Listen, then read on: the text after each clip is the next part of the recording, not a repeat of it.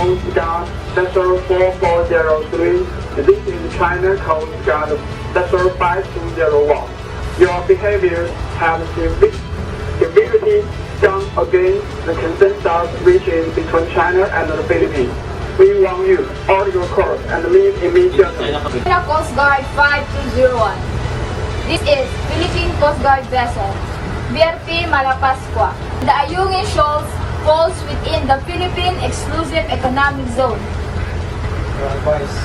You are advised to leave the area immediately. Over. What you just heard was a radio exchange between a Philippine patrol vessel and the Chinese Coast Guard. The PCG was being made to immediately leave what the Chinese Coast Guard and Navy radio callers claimed were Beijing's undisputable territories and issuing unspecified threats for defiance. Alongside that, the Chinese Coast Guard ship blocked off a Philippine patrol vessel, causing a frightening near collision between the two. School officials or drug dealers? A state college in Zamboanga del Sur has both, as 3 of their personnel got arrested for illegal drug possession. Authorities said the 3 have been selling illegal drugs right inside the school premises.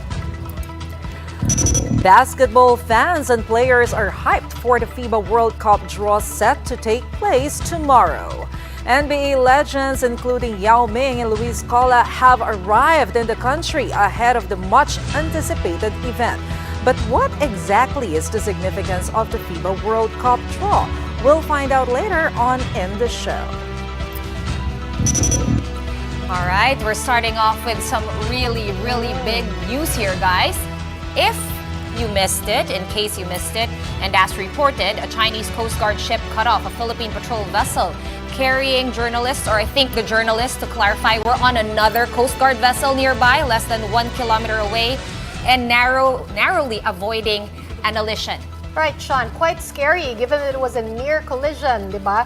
BRP Balapascua, Commanding Officer Rodel Hernandez, even described it as an encounter between David and Goliath. David and Goliath. Tsaka yung mga maliliit tayo. Well, kitang-kita naman, di ba? Ang dami rin nila eh. Isa lang tayo, di ba? Pero we have to take note nga, ladies, na this was just latest in a steady string of incidents between China and the Philippines in the contested waterway. Actually, contested pa ba siya? Isn't it a part of our exclusive economic zone? We'll find out Some later. parts, di ba? Some parts, yeah. So again, to clarify, this happened last Sunday, April 23. According to the Associated Press, authorities asked journalists who were on the trip to not immediately release the information to give the Coast Guard enough time to brief officials from the DND, DFA, and DOJ. Ano ba yan? After the Balikatan exercises, Sean and Mase and the people watching us, no? Parang nagsiselos bigla, parang sensitive bigla agad, no? Hindi, actually, nung April 23 to nagyari, so they just asked nga to defer the release of the story dahil kailangan muna i-advise yung mga kinauukulan. But again, April 23, let's not forget sinong nandito sa Manila nung April 23. Chinese Foreign Minister Chin Kang. And of course, April 23, we all know that the president is already scheduled to visit the United States. So the timing, di ba? Along with Mase, who will be going. Yeah. Oh, yan. Guys, prior to the near collision, the PCG also disclosed that 2 Chinese Coast Guard vessels ordered the PCG vessels over the radio to leave the Philippine-occupied Pag-asa Island. So that's what we heard earlier on the show. But here's the thing, those 2 Chinese vessels weren't the only ones in the area. Let's listen to this. There were 17 clusters of Chinese maritime militia information. At least more than 100 Chinese maritime militia na nakaangkorahe lang sa Julian Felipe. There are also reports na meron silang nakita na PLA Navy warship, no, na umaaligid-aligid sa Pag-asa Island. Okay. So yung PCG nga, no, as we have said, they've already submitted this report to the National Task Force on the West Philippine Sea. But did you guys know, like Mase, di ba? It's a string of incidents. So this is just the latest, I guess. The latest in a whole string of aggressive tactics against the Philippines in the West Philippine Sea. And like I said, nandito nga si Foreign Minister Chin Kang at that time. And yung pinag-usapan nila during that meeting was actually to establish more lines of communication on the West Philippine Sea. Oh, the irony. So, after that, no, I suppose, Mase, what did the DFA have Well, to say? actually, the DFA has called out the Chinese vessels who actually was there at the Ayungin Shoal. Earlier, the Department of Foreign Affairs also gave their statement. They said that the last time, I think, that the Chinese government used the direct line to the Philippines was during the laser incident. Right, but then later this afternoon, the Chinese Foreign Ministry, I believe, they already clapped back. And what they said was that yung Philippines daw nag-provoke nitong attack. Exactly. And now the DFA is saying that they are actually looking for more possible communication mechanism that they can use to talk about these issues. Pero ewan natin kung anong mangyayari. This is not only 10th time. Siguro ilang daang beses na tayo binubulin itong mga Chinese. At wala naman nangyari dahil panay file natin diplomatic protest. Yun ang nakakainis. Like what you've said earlier, Sean, the DFA has called out China for the incident, but China blames the Philippines for provoking it. All right, let's unpack this matter some more with One News defense editor Manny Mogato. He joins us now again for the second time this week. Again, for the second time this week. Good evening. Yeah, good evening. Thank you for having me. All right, Manny, would you say that, of course, it's a string of incidents. It's not the first time this has happened, but to your knowledge, dahil ba may media doon, kaya lang natin napapansin na, oh my gosh, ang dami pala nung militia vessels, Coast Guard vessels, Navy vessels ng China doon? Or is this, or can we consider this to be the biggest incident so far? Well, it's escalating, no? Before, we only have the leisure incident, but the Chinese Coast Guard and Chinese militia have been shadowing Philippine vessels every time they go to Pag-asa or Ayungin Shoal, Second Thomas Shoal.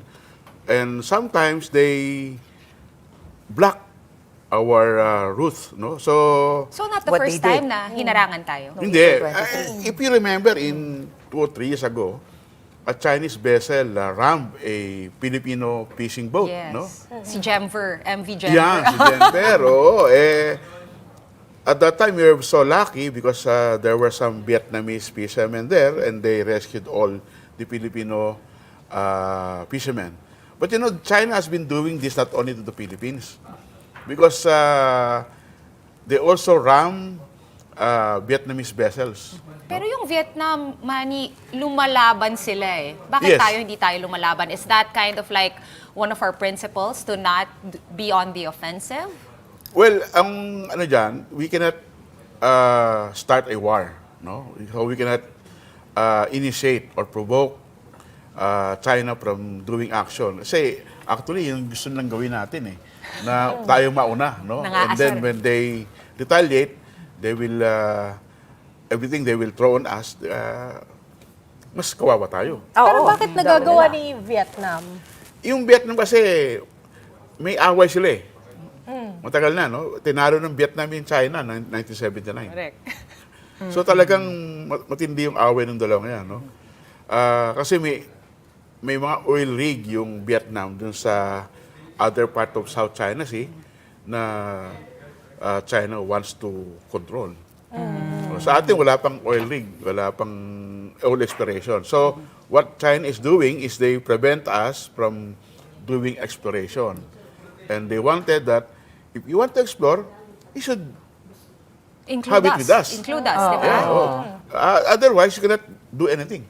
That explains kung bakit kapag mga ASEAN Summit, yung Vietnam talaga one of the strongest messages, no? Kapag mga ganyang issue, undisputed areas. Pero, Manny, I wonder about the timing of this incident. Although it happened on April 23, Sean mentioned earlier na timing sa pagbisita ng government official nila. And then at that time, we already knew that the president will be visiting the Washington to have a meeting with Joe Biden.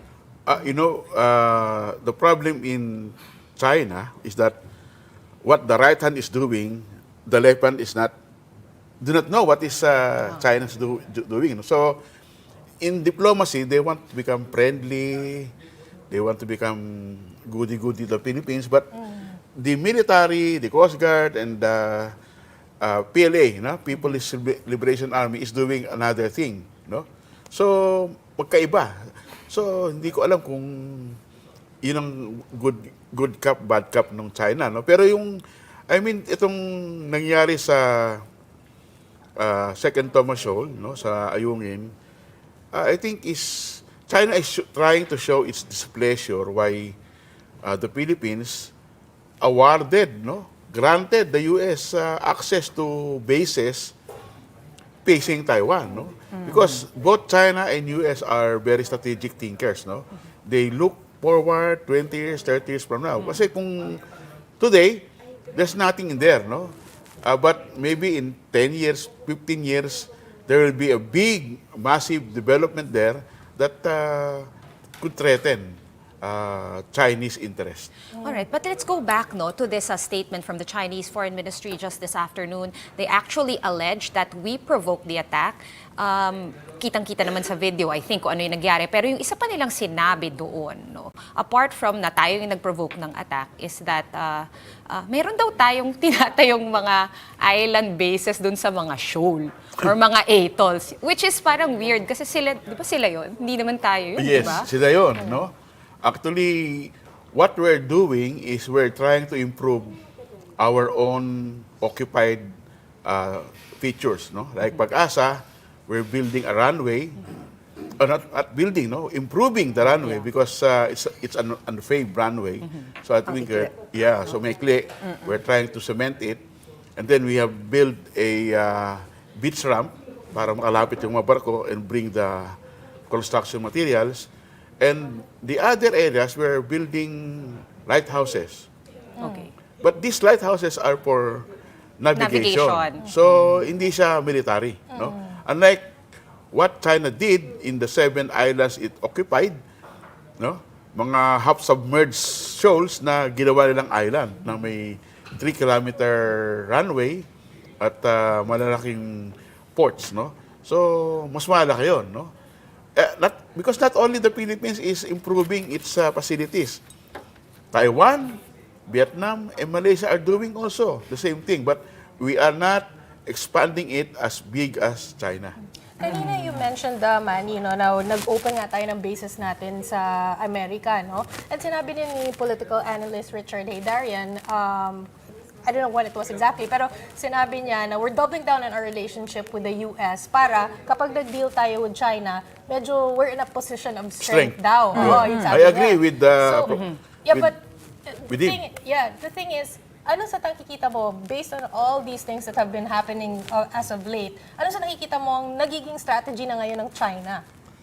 Well, China is trying to impose yung kanilang claims sa South China Sea, and they're trying to strengthen their claims, and to protect their own interest.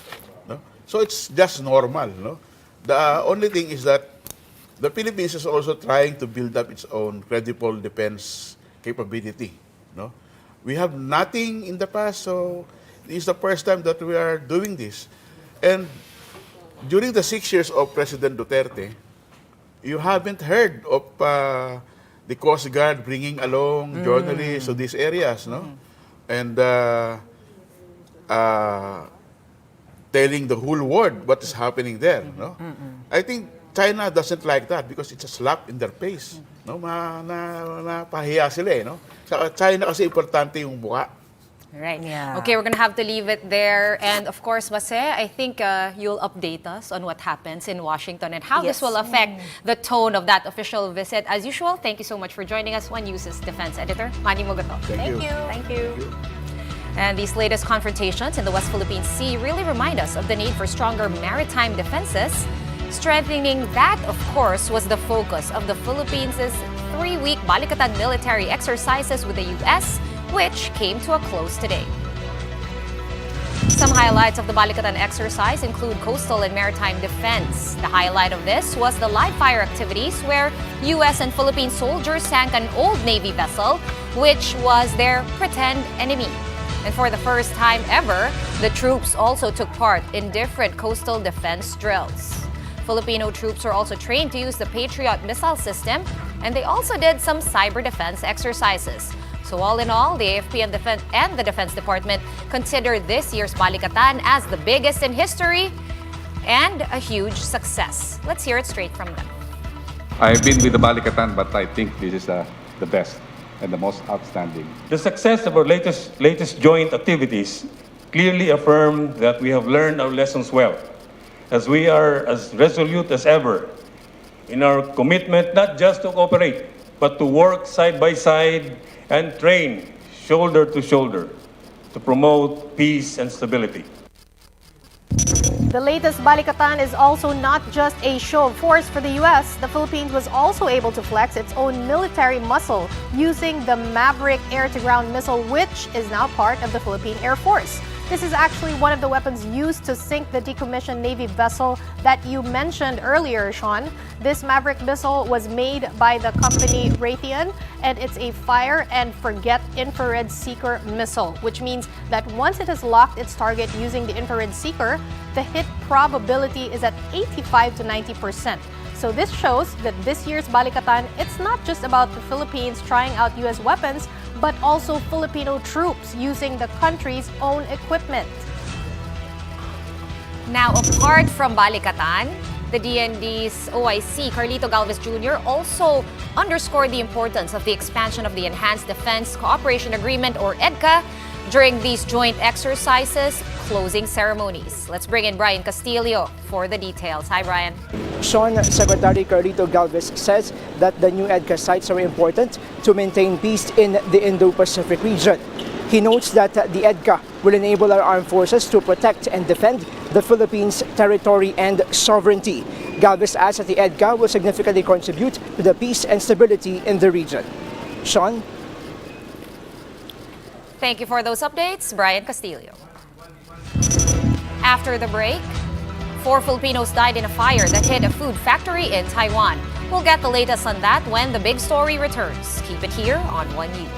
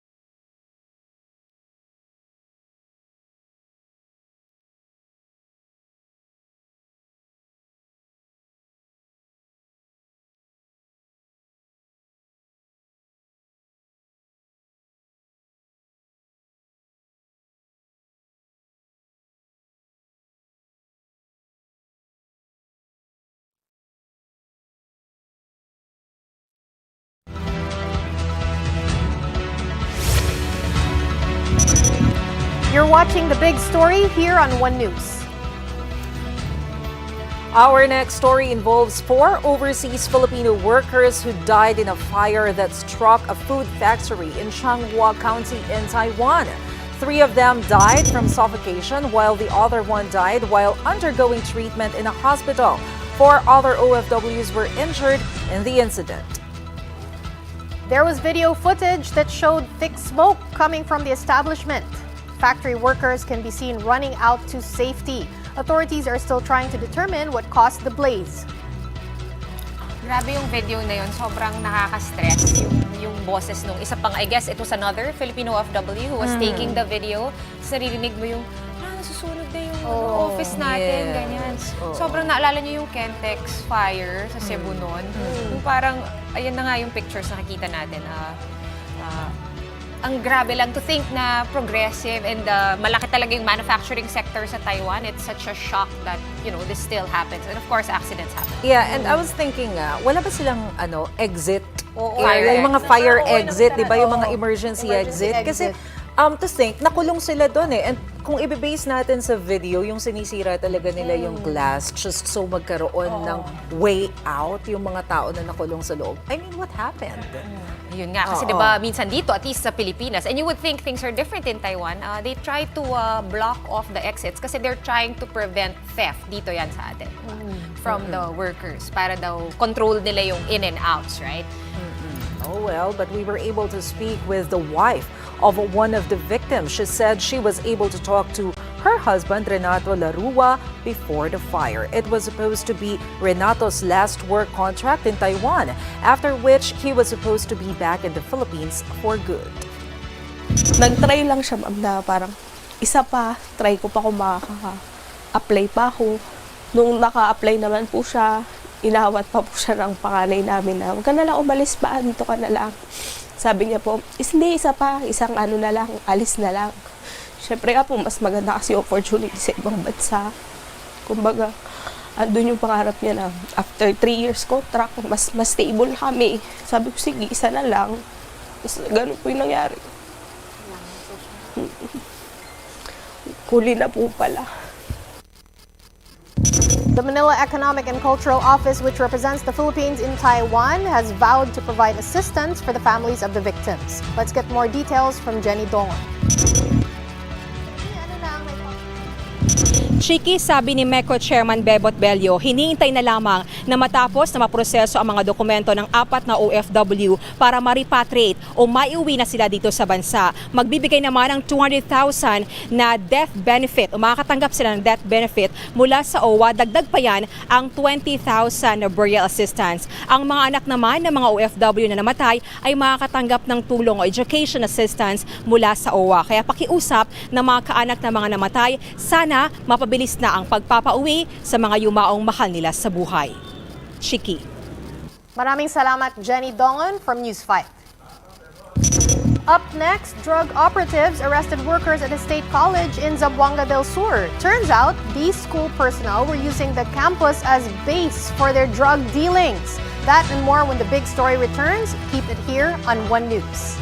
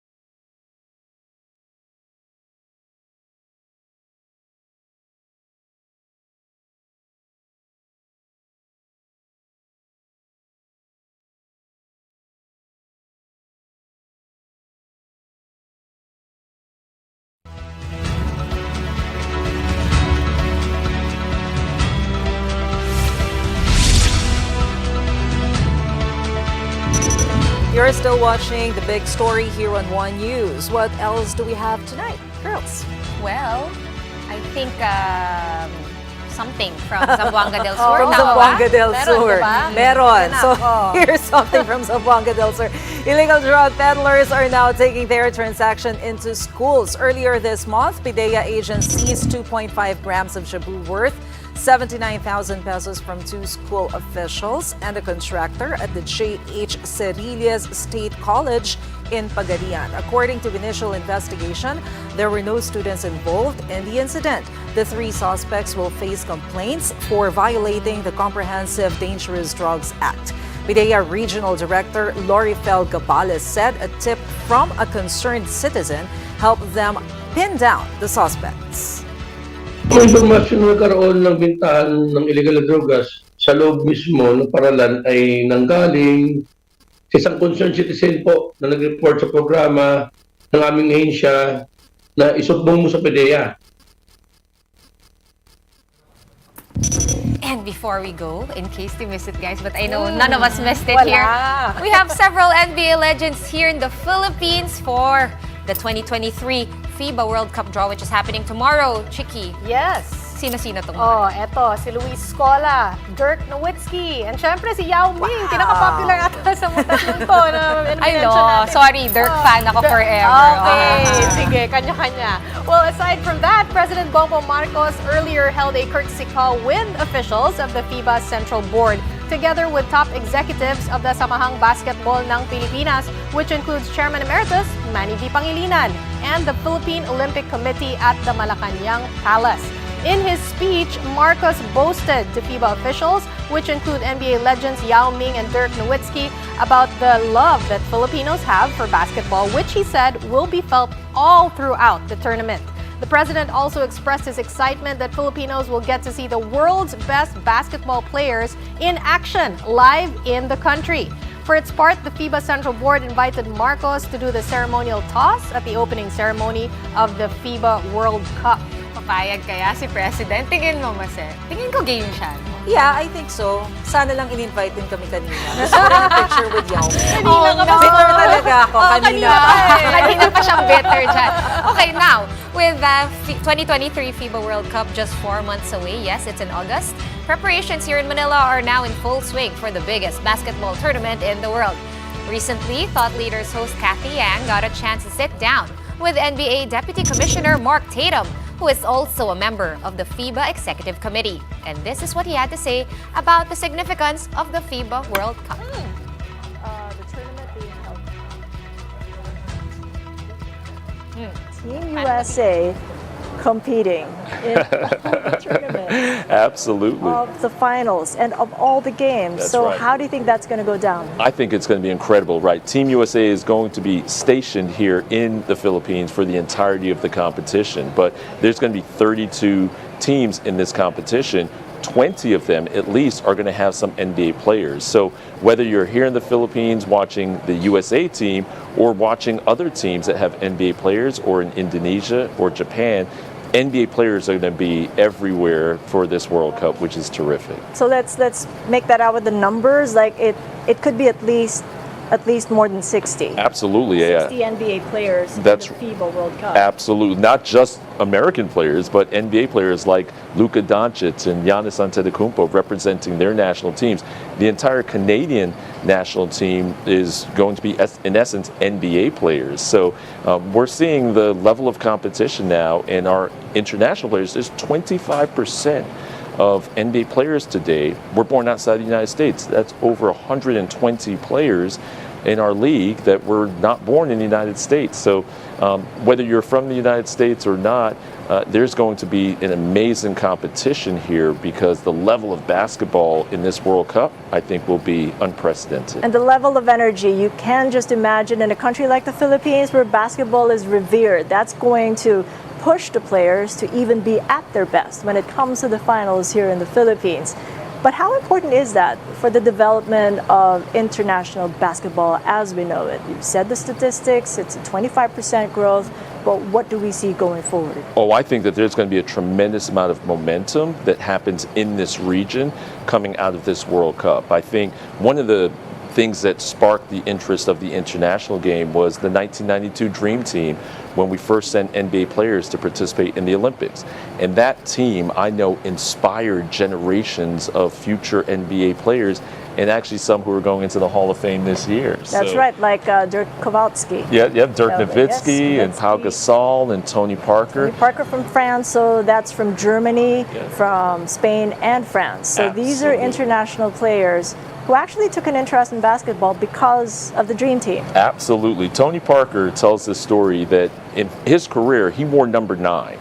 And the reason he wore number 9 is because Michael Jordan wore number 9 in the Dream Team in the Olympics in 1992.